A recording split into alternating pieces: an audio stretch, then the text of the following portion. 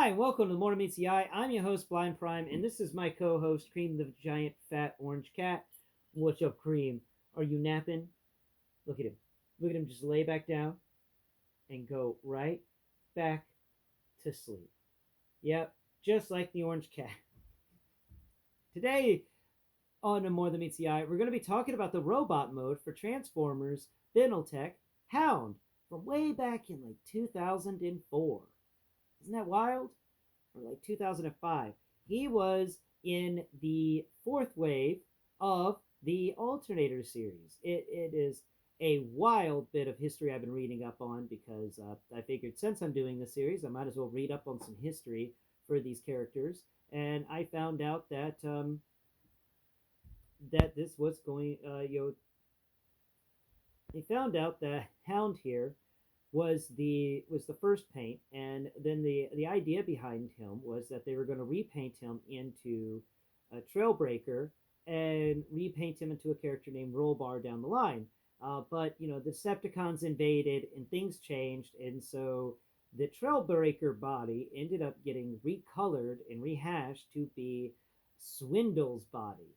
And I do love that the storyline for Alternators in Binaltech is it's just for Binaltech because Hasbro did not have the rights to do anything two dimensional with the cars that they had the rights to make the models out of. They I don't know what happened there, but they could have just made an actual written book with words and stuff, and I think that would have worked out. But nonetheless, in the story, cosmic rust is hitting the Autobots and the Decepticons, and the Autobots have teamed up with people on Earth to get them new bodies. So they're creating for them rust-proof bodies, bodies that are immune to the rust disease, and they're transferring their consciousnesses into these new bodies. So the body for Trailbreaker, for instance, was complete, and then Swindle swindled it. He got in there and he took it from them. And I also like that Dead End managed to also steal a body for himself. And I think they were the only two of the of Menasor combiner team to actually get rehashed into different bodies. I think it would have been really neat if we got in the rest of the series, like there was an Optimus Prime Ram, and if they had been a Motormaster Ram truck, that would have been glorious. I do think that was kind of a little bit of a missed opportunity there, and I'm going to have to move my arm now, Cream, so stop sleeping on it. Yeah, she's an adorable thing. You are. All right. So that's a little bit about Hound and what happened with his re-releases. He was wave number 3 or 4. No, he was wave number 4. The waves were weird. It's like Hasbro halfway didn't want this series to succeed in the early 2000s or something. Yeah, it's just maybe they just had trouble with the getting the licenses and stuff. I know Porsche refused to let them make a Jazz, and they ended up making their own Meister out of a Mazda RX-8 or something like that. So let's get into talking about this. First off, let's talk about size comparisons between these because this is a big difference in size, but this Hound here is like the spiritual successor because the Alternators line eventually led into the Generations line because people did like the fact that we got access to the original G1 but with new articulation and new nicer vehicle modes and stuff like that. People like that, and Hasbro did keep doing that. They just called the line Generations, and there was also another line made with transforming vehicles from the first movie back in 2008 that had little action figures that could go into the vehicles. And I want to try and figure out if I can get anything from that line because that would just be interesting to experience, in my opinion. They call that the true spiritual successor to Alternators, but I do think that Generations is kind of the child of it. And now we get to see, the comparison of these two. For instance, how do the transformations line up? Well, honestly, for both of these figures, the transformations weren't that different. Now, Hound here does have where his legs unfold and they become the sides, and I think that would have been a neat way to do it for Binaltech Hound here. But you have all this weight issue, so Binaltech Hound, I don't think he could have been able to split the wheels off like that and fold them down into the legs. Though I do wish that maybe they had thought about that to make the legs a bit thicker and hold steadier, because that is an issue with this Hound being as heavy as he is because of the Binaltech metal. Now, the transformation, the head pops up through the center of the hood for Siege Hound, the same as for our good old Binaltech one, and even the backpack has folded up roll bar for the for the Jeep mode, and we spin Hound here, and we've got folded out roll bar, not folded up, but you can kind of fold it up if you did that, but it makes a giant backpack, so I keep it folded out and down.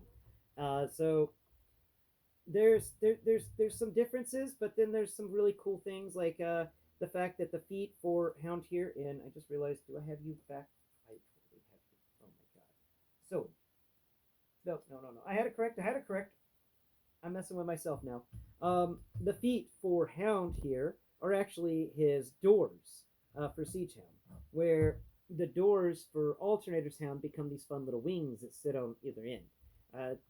There's other little bitty differences between them, but mainly let's look at size and take a look at the difference between these two. Put them back to back, and we get that, wow, big difference. Big difference. And there. We're going to scoot you around over here to the side. Let's see if we can get a really good one in there. Okay, hey, don't fall down, man.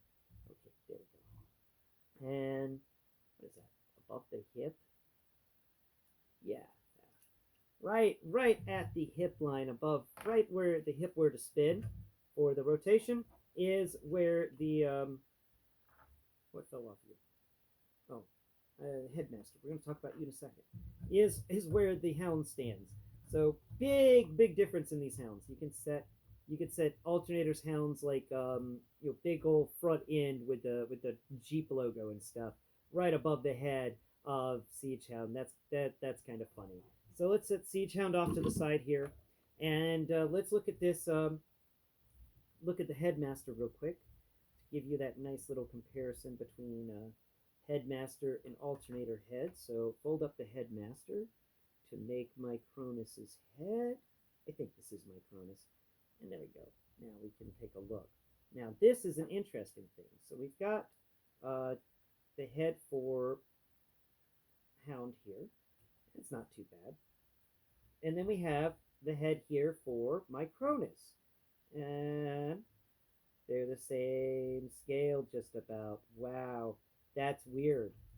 Okay, this is the first time I'm doing this, and I am shocked by the fact that the heads are the same size. So does that mean he has an undersized head for his vehicle mode? I mean, for the alternator. Does the Alternator's Hound have an undersized head, or does the Siege Hound have an oversized head? Let's take a look at Siege Hound's head. Now, how does it compare? You gotta make sure you stand up. There it goes. Oh, hey now. There it goes. Okay, good. All right.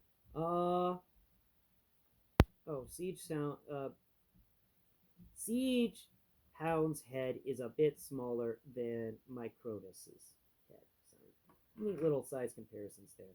Now let's talk about this figure in articulation-wise and how he feels. I like how they do these things with him, how he unfolds. I like how they did the 3 stripes on each arm, and they're actually textured stripes. So there's 1, 2, and 3. Wait, maybe it's 4. 1, 2, 3, 4. 4 stripes, and they're yellow. I remember that. His hand is got some articulation to it. His arm does have a lot of good articulation. You can rotate the arm around 360 degrees at the shoulder. The shoulder also can raise up a little more than a 90, and a little less than a 90 actually. But the elbow is a 90-degree elbow. Only pulls a 90 because of how he's made, but that's still a 90-degree elbow, really tight. And then the hand rotates on its own little axis. It can rotate 360 degrees, and it opens and shuts, and the pointer finger is a separate finger. So you can have him wielding a pistol and have his pointer finger move around. I love the fact that he's got articulated hands. This was a step up when it came to articulation in Transformers. Alternators was just boom. They saw what the Marvel Legends was doing with from Toy Biz, and they wanted to up their ante with articulation when it came to Transformers, and they succeeded on that. 360-degree spin in the waist. He also has full hip. You can rotate the wheels up to give him a little more hip. Side action isn't very good because they're still figuring out these weird hips that they have. But back action is 90, front is a 90. Good movement there. And of course, I lower that wheel down to help lock the hip in because these are kind of weak hips for the weight of the front of this vehicle mode. I do wish they had given us some heavier feet to help stabilize them a bit better. Um, Coming down here, we've got a more than double, it's a double jointed knee because of transformation, which, good luck finding a transformer with double jointed knees. Oh my God, that's awesome. It's definitely something to be approved of. And then you come down here and he's got a double action on the ankle. The ankle tilts both left and right and can move forward and backwards a little bit because of the way transformation works. So you can actually get him into some really nice poses by just spreading these things out. I love that about the alternators. The alternators cranked it up a notch when it came to articulation. This was the first time we had experienced so much articulation in our toys. And MPO1 was kind of the successor in that regard. It took it and ran with it. Now we've got here texture-wise, I like how these some of these aspects of the Jeep, like the bumper being the toes, but the bumper flipped around, so you get the underside of it, which feels alien and different than the upper side. You got kind of this toe texture happening there, and I like that. That's not waffling, that's robot stuff, and I like how they did that. That was clever. You come up here to the upper leg, and you get some really nice sleek feeling armor, and then you have some rougher patches that have different paints, and it makes it all come together quite nicely. I like how all the kibble, like the roll bar and the foot pad and stuff, fold up around the wheel well to make a very nice, comprehensive, like complete leg. It feels nice. Coming up here to the thighs, they didn't really do much with the thighs when it came to sculpting, but I'm always happy to experience any sort of sculpt work that is above the norm in toys this old. And this is indeed the case here, where we got like a stripe they sculpted into that, and that's really nice. The wheels, of course, are the same wheels from vehicle mode. Really nice, big, rubbery. Got them rubber wheels, and they also have them springs, which makes them bounce. But the hubcap feels really good in there. Coming up here, his waistline is all right. It's lacking a bit in the texture department, but it does its job. And then we come all the way up here to the top, and we've got the entire front of an early 2000s Jeep Wrangler. And coming up here, we already talked about the sculpt work in the arms and how they had those three lines and the fun hand. The head here has some really good stuff going on. It's a really nice head for Hound here. We've got these two little bits sticking off on the other side of his under area, and then we've got this really pronounced nose from him. It's wild how pronounced that nose is. And then he's got these nice eyes in there. And the head sculpt, look, the little crest is nice too. It's a fun head sculpt, and he's a fun figure. He's really, you could pose him in many different ways. His Binaltech form is heavier because of all the metal up here at the top, so be aware of that if you do have one. But no, this was the start of the articulation that we began to, that we saw in the Generations toy line, like Siege Hound here. The articulation and the way the transformations work and all of that from Alternators bled through and left a mark forever on Transformers. You will always find little things that connect back to Alternators because they were the first to do a lot of it. And that's why I think they're really important series, and I absolutely love talking about them. But I have taken up enough of your time today. I hope all of you have a wonderful day, and catch you next Prime. Bye-bye for now.